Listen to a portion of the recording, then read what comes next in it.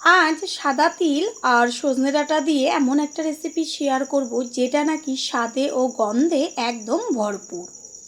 সজনে ডাঁটা ও সাদা তিল দুটোই আমাদের শরীরের পক্ষে কতটা উপকার সেটা সকলেই কম বেশি জেনে থাকেন। এমনভাবে সাদা তিলটা ব্যবহার করব যেটায় নাকি গন্ধে একদম মম করবে। আর কিভাবে কখন সাদা তিলটা ব্যবহার করব তার জন্য সম্পূর্ণ ভিডিওটা দেখতে হবে। নমস্কার বন্ধুরা, শ্বশুর বৌমা রান্নাঘর অ্যান্ড ব্লগ চ্যানেলে সকলকে স্বাগত। তাহলে রেসিপিটি কি করে তৈরি করব সেটাই দেখে নেওয়া যাক। প্রথমেই এইখানে সজনে ডাঁটা নিয়ে এসেছি, এবার সজনে ডাঁটাগুলোকে কেটে নিয়ে ফিরে আসছি। ডাঁটাগুলো কেটে নিয়ে এসেছি ছোট ছোট টুকরো করে, আর ডাঁটার যে গায়ে খোসাটা থাকে সেটা মুখের দিক থেকে একটু কেটে টান দিলেই উল্টোভাবে খোসাটা বেরিয়ে আসে। এইভাবে সমস্ত ডাঁটাগুলো কেটে নিয়ে এসেছি। এবার গ্যাসের ওভেনে কড়াইটা বসিয়ে কড়াই গরম করে নিয়ে দিয়ে দিচ্ছি সর্ষের তেল। আর তেলটা ভালো করে গরম হলে গ্যাসের ফ্লেম লো করে দিয়ে দেব শুকনো লঙ্কা আর ছোট চামচের 1 চা চামচ পরিমাণ কালো জিরে। তেলের থেকে সুন্দর একটা গন্ধ বেরোচ্ছে। এই পর্যায়ে এর মধ্যে দিয়ে দেব ছোটো চামচের 1/2 চা চামচ পরিমাণ লবণ। লবণটা দেওয়ার পরে লম্বা লম্বা করে কেটে রেখেছিলাম আলুগুলো, সেই আলু দিয়ে দিচ্ছি। তেলের মধ্যে প্রথমে লবণ দেওয়ার কারণ হচ্ছে এই যে আলুটা তেলে দেওয়া হলো, তেলটা তাহলে চারদিকে ছিটবে না। আলুটাকে ভালো করে ভেজে নেব। আলুর মধ্যে দিয়ে দেব কালারের জন্য 1/2 চা চামচ পরিমাণ হলুদ গুঁড়ো। হলুদটাকে মিশিয়ে নিয়ে ঠিক ভালোভাবে আলুটা ভেজে নিতে হবে।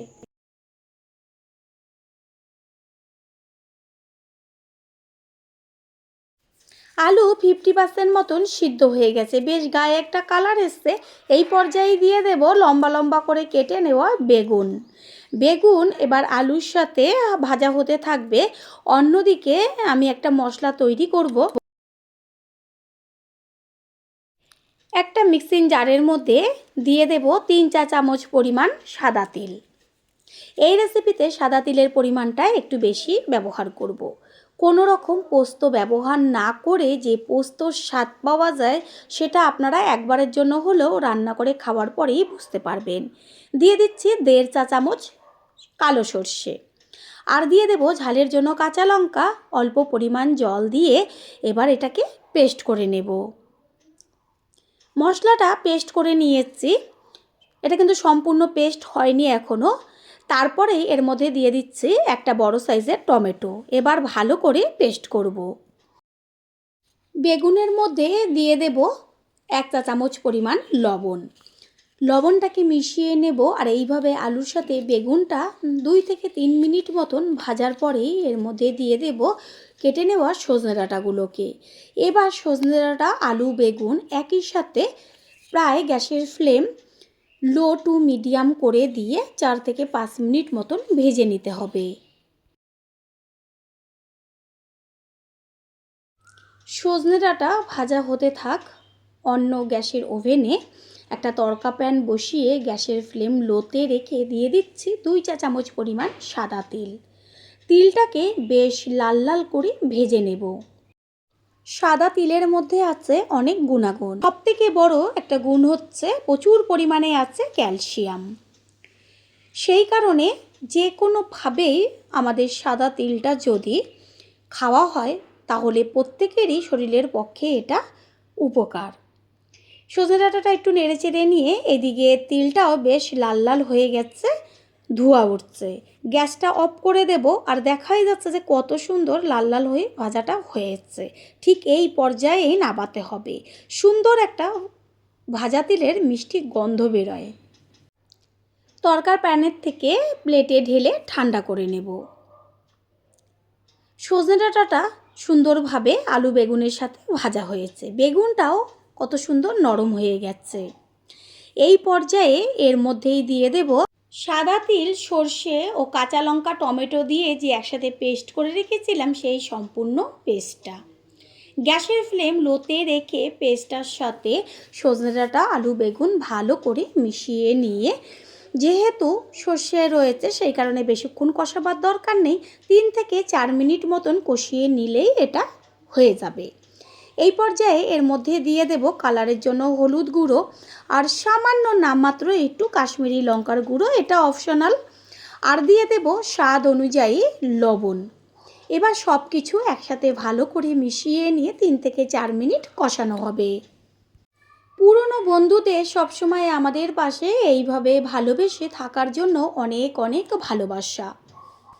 সজনে ডাঁটা তো অনেক রকমভাবেই তৈরি করে খেয়েছেন, তবে একবারের জন্য হলো এই পদ্ধতিটা ট্রাই করবেন। গ্যারান্টি দিয়ে বলতে পারি একদিন খেলে প্রতিদিনই করতে ইচ্ছে হবে। এটা কষানো হোক, অন্যদিকে ওই যে আমি সাদা তিলটা ভেজে রেখেছিলাম সেটা একটা থেতনির মধ্যে রেখে তারপরে থেতো করে নেব। এমনভাবে থেতো করতে হবে যেন একদম গুঁড়ো না হয়ে যায়, বেশ আধখানা থাকবে, সেই পর্যায়ে থেতোটা করতে হবে।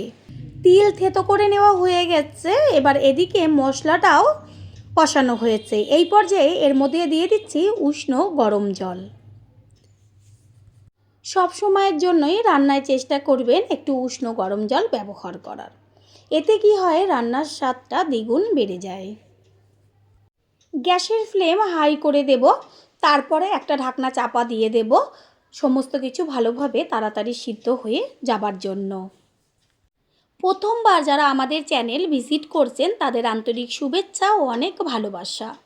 আমাদের রেসিপিগুলো যদি ভালো লেগে থাকে সাবস্ক্রাইব করে দেওয়ার অনুরোধ রইল ও পাশে থাকা বেল আইকনে ক্লিক করলে পরবর্তী ভিডিওগুলো সবার আগে আপনাদের কাছে পৌঁছে যাবে।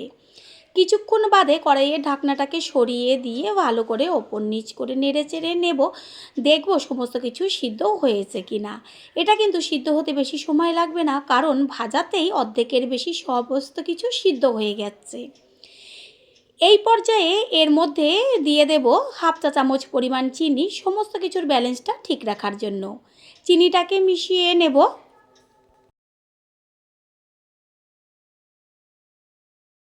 সমস্ত কিছু ভালোভাবে সিদ্ধ হয়ে গেছে আর বেশ হালকা একটু ঝোল রয়েছে, ঠিক এরকম পর্যায়ে কিন্তু রেসিপিটা রাখতে হবে।